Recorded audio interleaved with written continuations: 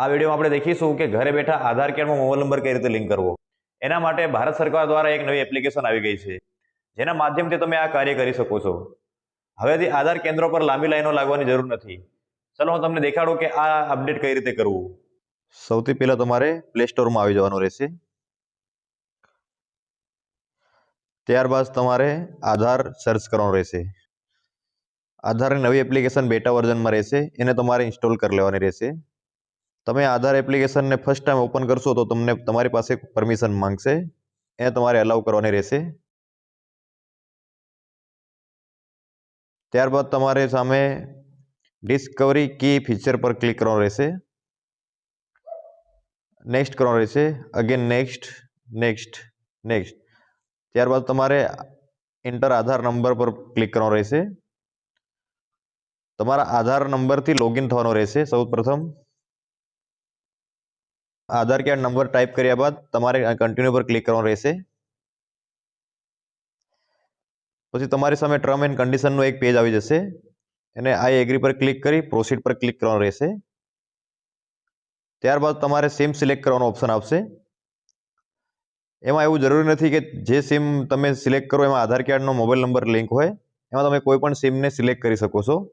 પણ હા, એમાં તમારે બેલેન્સ હોવું જરૂરી છે, કેમ કે તેમાં એસએમએસ વેરિફિકેશન થાય છે। હવે તમારે સેન્ડ એસએમએસ પર ક્લિક કરવાનું રહેશે।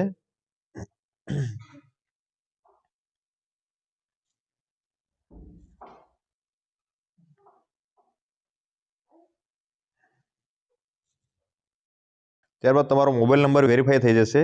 પછી તમારે કન્ટિન્યુ ટુ ફેસ ઓથેન્ટિકેશન પર ક્લિક કરવાનું રહેશે। ત્યારબાદ કન્ટિન્યુ ધીસ નંબર પર ક્લિક કરવાનું રહેશે। ત્યારબાદ તમારે ચશ્મા પહેરેલી હોય તો ચશ્મા નીકાળી દેવાની રહેશે, ચહેરા પર પૂરતું લાઇટ મળવાનું રહેશે। પછી તમે ફેસ ઓથેન્ટિકેશન પર ક્લિક કરવાનું રહેશે। ગ્રીન આવ્યા પછી તમારે આંખો બ્લિંક કરવાની રહેશે। બ્લિંક કર્યા બાદ તમારે 3 અટેમ્પ, જો ફેલ થાય તો તમારે 3 અટેમ્પ, દિવસમાં 3 અટેમ્પ આલે, તો તમારે અગેન કરવાનું, ફેલ થાય તો ફેસ ઓથેન્ટિકેશન પર ક્લિક કરવાનું રહેશે। ચાલો, અમારે વેરીફાઈ થઈ ગયું છે, અમે આગળ વધીએ। ત્યારબાદ પ્રોસીડ પર ક્લિક કરવાનું રહેશે। ત્યારબાદ તમારે આ એપ્લિકેશન યુઝ કરવા માટે પિન બનાવવાનો રહેશે।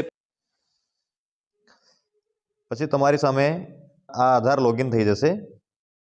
ત્યારબાદ તમે આધાર કાર્ડ ક્લિક કરો તો તમારે ક્યુઆર કોડ પર પાછળ જોવા મળી જશે। તમે આધાર કાર્ડને તમે શેર પણ કરી શકો છો, જેમાં તમે જે વસ્તુ છુપાવવા માંગતા એ છુપાવી બી શકો છો। જે વસ્તુ દેખાડવા માંગતા એ પર ક્લિક કરી અને તમે પ્રિવ્યુ આઈડી પર ક્લિક કરી શકો છો। હવે આપણે દેખવાનું છે કે મોબાઈલ નંબર કઈ રીતે લિંક કરવો। અહીંથી ઉપર સ્ક્રોલ કરવાનું રહેશે। ત્યારબાદ તમને ઓપ્શન જોવા મળે છે માય આધાર અપડેટ, એના પર તમારે ક્લિક કરવાનું રહેશે। ત્યારબાદ તમારી સામે અપડેટનો ઓપ્શન આવી જશે। મોબાઈલ નંબર અપડેટ કરી શકો, address, name update, email ID. હાલ તમે એડ્રેસ અપડેટ નહીં કરી શકો, એ ફ્યુચર કમિંગ સૂન, મતલબ આવવાનું બાકી છે। નેમ પણ તમે નહીં કરી શકો, ઈમેલ આઈડી પણ નહીં કરી શકો। ખાલી તમે મોબાઈલ નંબર, હમણાં જ ખાલી મોબાઈલ નંબરનું અપડેટ આવેલું છે, હમણાં તમે ખાલી મોબાઈલ નંબર અપડેટ કરી શકો છો। તો મોબાઈલ નંબર અપડેટ પર ક્લિક કરવાનું રહેશે। અપડેટ કરવા માટે તમારે 30 દિવસનો ટાઈમ પણ એ પહેલાં થઈ જાય છે। એના પછી તમારે એમાં પ્રોસેસિંગમાં 75 રૂપિયાની ફીસ લાગે છે। ત્યારબાદ તમે કન્ટિન્યુ પર ક્લિક કરી દેશો। આધાર કાર્ડમાં જે જૂનો નંબર લિંક હોય એ નંબર પર ઓટીપી આવશે। ઓટીપી તમારે અહીં નાખી સબમિટ પર ક્લિક કરવાનું રહેશે। ત્યારબાદ તમારે નવો મોબાઈલ નંબર નાખવાનો રહેશે। અહીં તમારે તમારો જૂનો મોબાઈલ નંબર જોવા મળશે। નવો મોબાઈલ નંબર નાખવાનો રહેશે તમારે। નવો મોબાઈલ નંબર નાખ્યા બાદ તમે સેન્ડ ઓટીપી પર ક્લિક કરવાનું રહેશે। ઓટીપી આવ્યા બાદ તમારે ઓટીપી દાખલ કરવાનો રહેશે। ઓટીપી દાખલ કર્યા બાદ વેરીફાઈ પર ક્લિક કરવાનું રહેશે। વેરીફાઈ થયા બાદ તમારી સામે ફેસ ઓથેન્ટિકેશનનું ફરી ઓપ્શન આવશે। એમાં તમારે વેરીફાઈ કરવા માંગે છે કે તમે પોતે જ છો ને, એવી રીતના ફેસ ઓથેન્ટિકેશન પર ક્લિક કરવાનું રહેશે। અહીં ટિક કરી પ્રોસીડ પર ક્લિક કરવાનું રહેશે। ફેસ ઓથેન્ટિકેશન વેરીફાઈ થઈ ગયું છે, અમારે કમ્પ્લીટ થઈ ગયું છે। ત્યારબાદ તમારી સામે કન્ટિન્યુ એન્ડ પે પર ક્લિક કરવાનું રહેશે। પેમેન્ટનો ઓપ્શન આવી જશે, કન્ટિન્યુ એન્ડ પે પર ક્લિક કરવાનું રહેશે તમારે। પેમેન્ટનો આવી જશે। તમે સિમ્પલી નેટ બેન્કિંગ દ્વારા કરી શકો છો, યુપીઆઈ દ્વારા કરી શકો છો. મલ્ટિપલ ઓપ્શન તમારી સામે જોવા મળશે.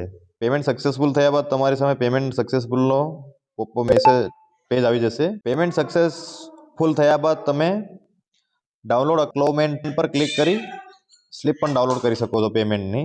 સ્લીપ ડાઉનલોડ કર્યા બાદ તમે જોઈ શકો છો સ્લીપને કે તમે પેમેન્ટ કરેલું છે એવી રીતનું સ્લીપ છે જોવા મળી જશે તમને. ત્યારબાદ તમારે સ્ટેટસ ચેક કરવું હોય તો તમે સ્ટેટસ પણ ચેક કરી શકો છો એનું. માય આધાર અપડેટ પર ક્લિક કરવાનું રહેશે. પછી તમને જોવા મળી જશે કે તમે પાસ્ટ અપડેટ કયું કરેલું છે, તો અહીંયા ક્લિક કરવાનું રહેશે. પછી તમને જોવા મળી જશે કે કેટલું તમારું પ્રોસેસ બાકી છે સ્ટેટસ જોવા માટે. 2 થી 3 દિવસની અંડરમાં તમારો મોબાઈલ નંબર ચેન્જ થઈ જશે. આ વિડીયોમાં આપણે જોયું કે આધાર કાર્ડમાં મોબાઈલ નંબર કઈ રીતે લિંક કરવો. જો તમને વિડીયો ગમ્યો હોય તો વિડીયોને લાઈક કરો, તમારા ફ્રેન્ડ સર્કલમાં શેર કરો અને આવી રીતના ઓનલાઈનના કામને લગતા વિડીયો જોવા માટે આ ચેનલને સબસ્ક્રાઇબ કરો.